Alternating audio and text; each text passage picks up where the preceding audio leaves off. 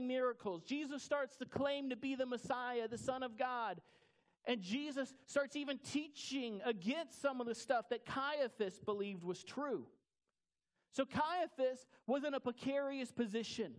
He could either choose to examine what Jesus was saying in light of the scriptures. He could choose to meet with Jesus and say, hey, is this true? Or he could choose to just dig into his own point of view and his own framework of thinking.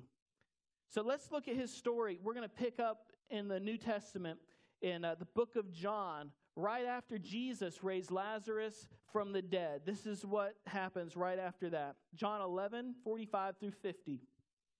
It says, therefore, many of the Jews who had come to visit Mary and had seen what Jesus did believed in him. But some of them went to the Pharisees and told them what Jesus had done. Then the chief priests and the Pharisees called a meeting of the Sanhedrin. The Sanhedrin was the highest religious court in the day. What are we accomplishing? They asked. Here is a man performing many signs. If we let him go on like this, everyone will believe in him, and then the Romans will come and take away both our temple and our nation.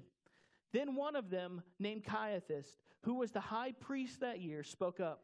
You know nothing at all. You do not realize that it is better for you that one man die for the people than that the whole nation perish. You see in this scripture, Jesus was shaking up the scene. He had raised Lazarus from the dead. I don't know about you, but that's kind of undeniable proof that I, at a minimum, need to listen to this guy. He can raise people from the dead. But what were they concerned about? They were concerned about their power and their position. If we let him go on, we might lose what we have. They weren't concerned about reality. They weren't concerned about maybe this guy is who he said he is. But rather, they had deceived themselves that their power and their positions were more important than reality.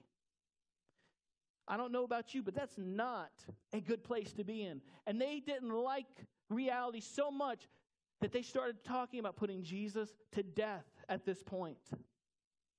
In the next chapter, we find out in John 12:9 through 11, it starts to materialize a little more. It says, meanwhile, a large crowd of Jews found out that Jesus was there and came, not only because of him, but also to see Lazarus, who he had raised from the dead.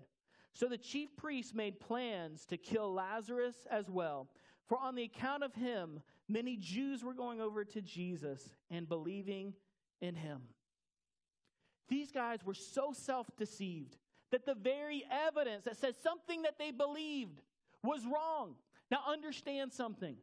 Most of what Caiaphas and the chief priests believed was probably actually good and sound stuff.